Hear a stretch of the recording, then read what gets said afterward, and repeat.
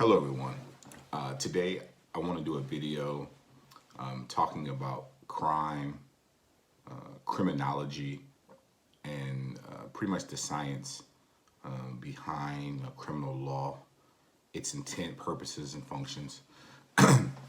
So if you go back into the history, crime has been subjectively defined throughout most of history.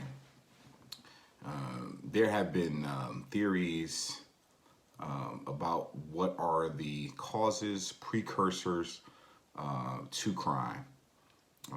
Going back to Foucault, Dostoevsky, Crime and Punishment, there have been theories that have postulated why crime happens or why it exists. To contemporary theories of crime exists because of economic reasons, poverty, lack of education, etc. This is important to our discussion because crime over time changes, and how this ties into the role of law enforcement is very important to the conversation of criminology. If you look at American history, the crimes have changed over time. From drugs weren't an issue in the 1800s, where now in the 1960s it became an issue, and so on with the war on drugs. So what changed policy-wise to now focus on an issue that wasn't focused on before?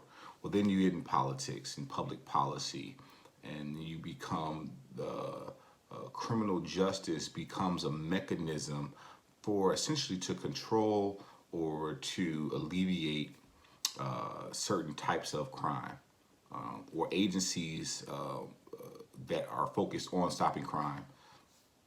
So, for example, when Charles Lindbergh baby was kidnapped, it was the starter of the FBI. That was the case that brought national attention.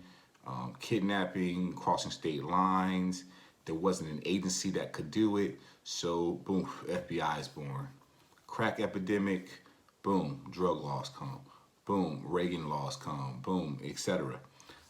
However, the enforcement of crime laws becomes the issue of our organization LEAR.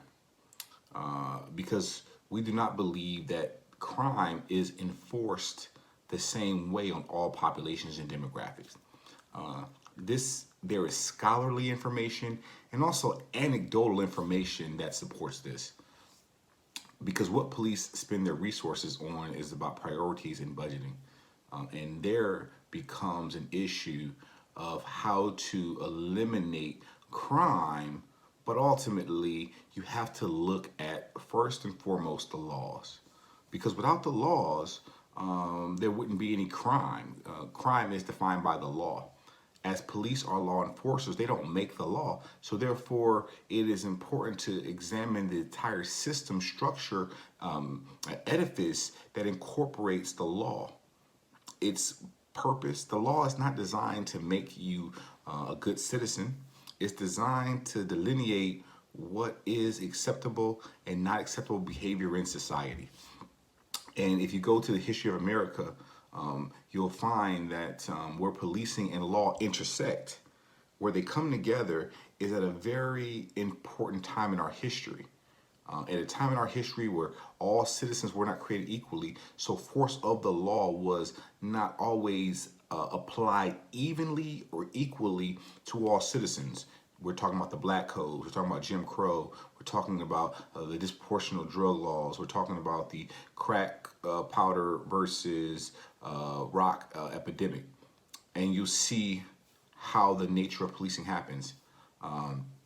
So it's important to understand these factors and facets, and Lear is here to explain how to reform it and still have law criminology in place. Thank you for your time.